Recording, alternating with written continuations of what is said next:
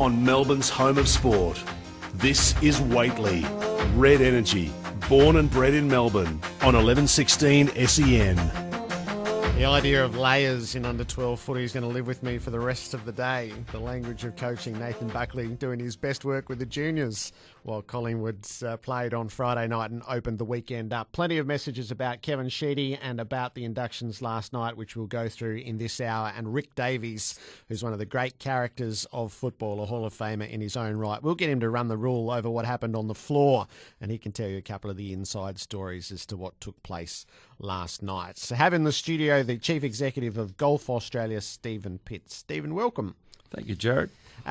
We're getting to the pointy end of the golf season, certainly in the States. The US Opens for the women and the men are in the next couple of weeks. Yeah, that's right. And some great venues there. Women's Open starts at Shoal Creek. It'll be Friday morning our time. And Shoal Creek, of course, is a great venue for Australians. That was Wayne Grady's famous venue where he won the PGA back in the day. So, and we go in with some good form. Minjee Lee, of course, won on the LPGA last week. Suo was about a top 5 or 6 finish. Hannah Green's had a fantastic start to her professional career. So we go in with three girls who are very realistic chances to bring home a trophy. And is it the week after the men's tournament? 2 weeks after at Shinnecock Hills. And look, we'll go in there with a pretty strong contingent as well. Jason Day's always sort of on the front page of the favourite leaderboard going in, and he's playing really well. Mark Leishman's had a good year. I think Scotty's actually missed out by the barest of margins. Yeah, one spot, wasn't it, I think? Yeah, ridiculous. I think he needed a tied. He had finished 9th and could 2-tie for 9th. He would be in, and ended up 3-tying for 9th, and he missed out. So it breaks quite a stretch of majors too, doesn't it, for him, which he had going. Yeah. Well, what does it mean to have Minjee Lee win last week, to have Day and Leishman in contention routinely and winning from time to time? What does that mean tangibly for, I think for you? Golf is in a great spot where elite level results actually translate to the health of the game. There's some sports that doesn't have a sustainable impact, but golf, it does seem to have more of an impact. And I think we're so fortunate across both the men and the women. The players at the top of the tree for us are really likeable people. They're great ambassadors for golf, great ambassadors for Australia too. So we're fortunate that they've got a philosophy on trying to help the game in Australia as well. So it means a lot. The country switches on and follows those results. I think Adam Scott breaking through at the Masters in 2013 was one of the great moments in Australian sport. You know, we'd come so close there and had so much heartbreak. So when he broke through, it meant a lot, and we saw rounds spike around that win. We saw rounds spike when he came back to Australia in 2013 and did a memorable lap of honour where he won up in Queensland and won in Melbourne, and then missed out by one shot in Sydney at the Emirates Australian Open.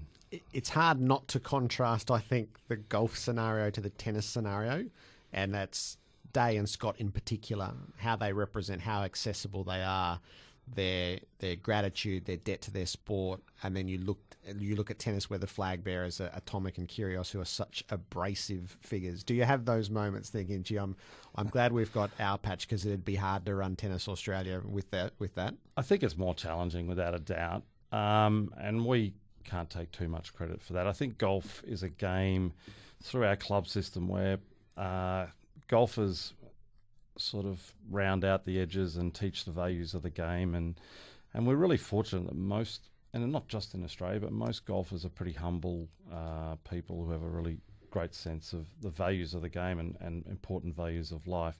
So we've been really fortunate. I've never had a phone call at 2 or 3 in the morning saying you need to come down and get one of your players out of jail or anything like that. So we're really fortunate with that, but also fortunate that our players do have a great care for the game and want to see the game grow in Australia. The contradiction has been in this generation, while Australia has had names right at the top of the sport, and in a way we feel like we're overrepresented internationally, is things have contracted here. Geography, economics obviously work against it. What's your picture of what golf in Australia, top level golf, can be? What's realistic? Look, I think we fight in a pretty tough and crowded marketplace when you talk about elite level and tournament level. And the broadcast rights are moving more towards those bigger sports, and that's the market sports like us are playing in at the moment. But so for us, we've always been a sport that really relies on strong grassroots health. We have 400,000 club members, we have 1,500 golf clubs, and probably around about 1 million social golfers, depending on how you count that number. So that's always going to be the strong component of the game for us. The other fact is we've got about 2.5 teaching pros, and that's a massive advantage. We may never have the development officer that cricket has and AFL has, but we do have a really strong workforce that can drive the game forward. So grassroots will always be absolutely critical for us, and I think we'll find our place in broadcast space. I think what netball's done recently has been really interesting, and that offers some opportunity for us to explore different models in how we go forward. But I think that's how it'll work, and we just need to make sure we're producing really high quality players who can help grow the game in Australia. How much time do you spend thinking about and researching where golf fits into modern life? It's such a commitment of time. It is, yeah. And virtually every sport is trying to contract the time it takes to participate or view their sport. Yeah, and golf hasn't done that overly well. So that is a major focus, I think, for us as a sport. How do you take out the time component? And we're seeing more and more options evolve, things like X-Golf and virtual golf and these sort of products that will appeal to a younger market. Top Golf launches in Australia within a couple of weeks, so that's another thing that I think will offer an avenue to golf that's not traditional. So I think non-traditional is really important. I do think also, though, there's an element of golf being a bit of an island in a really busy, hectic lifestyle where you're always being communicated with and always in touch. And I've had a lot of young people talk to me about one of the things they love about golf is it's a time where they turn off their mobile phone and just have time for themselves and with the people around them, and that's really important to them. So there is a balance there, Gerard. It's hard to know which way the world's going to keep going, but it seems like we're getting busier and busier and busier. Golf will have to adapt to that and offer options within that framework, but I think also it can offer salvation from it. Yeah, you might be the exception to the rule. I quite like that as an idea. Yeah. You're here as part of the Leaders of Influence and Change in Sport representatives. So we're doing a series of interviews around Respect Women, Call It Out. It's a program launched by the Victorian Minister for Family Violence Prevention.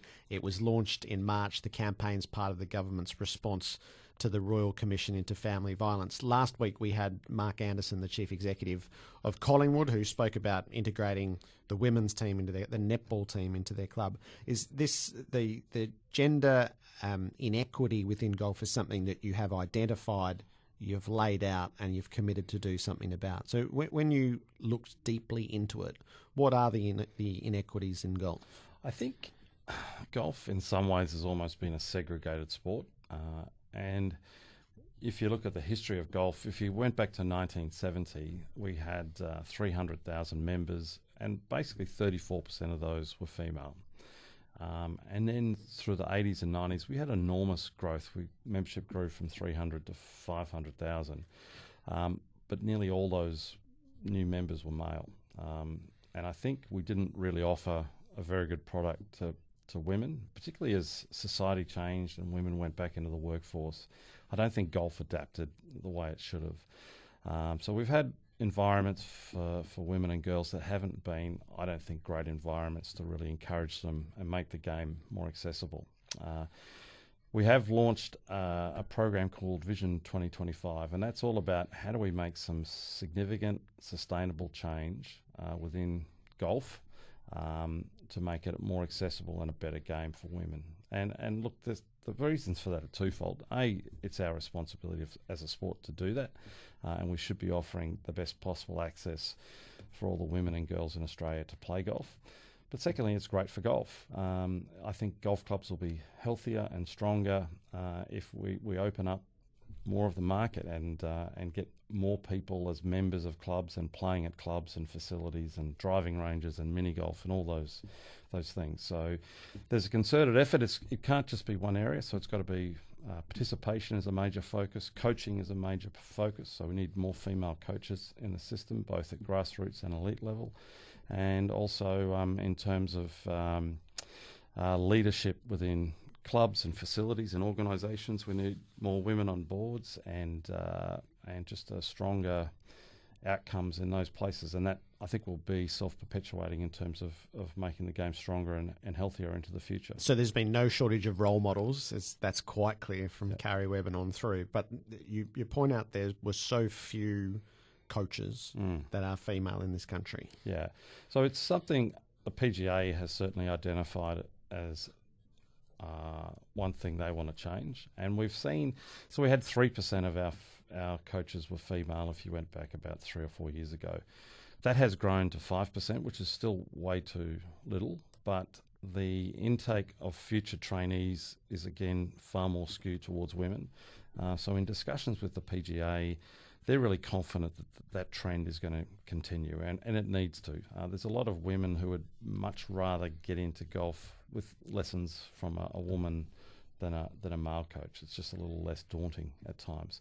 So that definitely needs to happen, and we need a pathway to get those vocational coaches up to the very top level and coaching the best athletes that we've got. And in terms of young talent, so where is the opportunity for girls to pick up golf and to find their way in the sport? Well, My Golf is our junior program, and it's really gone from strength to strength, and it's a joint venture between GA and the PGA, and it's been that way for about 4 years. And we've seen the numbers grow from something pretty small, about 3,000 kids, up to 15,000. And I fully expect within 3 or 4 years, those numbers will be pushing 35, 40,000 if we can maintain the growth that we've got. And that will mean we've got a really strong feeder program into the sport. And even if we lose some people along the way, we know that people that play golf when they're younger are more likely to return to the game at an older age. And I think the challenge for us is to make sure we get our percentages within My Golf really high in terms of girls. We'll be launching girls only My Golf options and also a girls junior league. And I think that'll have a really good impact because it brings about that team element, and I think for girls there's a social element that's really important and perhaps is missing in current golf offerings. What's missing in golf offerings is mixed at any sort of competitive level. Is that something that you think should be a bigger part of the sport? Yeah, I do. It's one thing we've been really proud of what Golf Victoria have achieved through their Vic Open. And we've seen that event go from strength to strength, and that's the men and women playing in the same tournament and then on the weekend alternating tee times. So you can go out and watch the leading group of the men's event and the women's event playing basically side by side. I think golf's got to do more of that because it is appealing. I like a lot of people in sport, I've worked at different sports, and you see other sports that are far more, the line around gender is far more invisible. And I think that's to the sport's benefit. And that's where I think golf needs to get to. There are some opportunities there in terms of Olympic platform and different things, but just the interest level around those sort of events is certainly growing. Stephen, it's good to catch up. Thanks for coming in and having an expanded chat about the state of golf in Australia. Thank you, Gerard. Stephen Pitt's the Chief Executive of Golf Australia. So the Respect Women, Call It Out program is an initiative of the state government. It's essentially, especially for men, to intervene when abuse and harassment of women is witnessed in everyday situations. Call it out. Saying something says something, and doing nothing says something too, that you're okay with it. Are you a female golfer who's found the club that absolutely nurtures what you're trying to do? Have you been to the Vic Open and see the men and the women play alongside each other? 9429 1116, or you can text 0433 98 1116.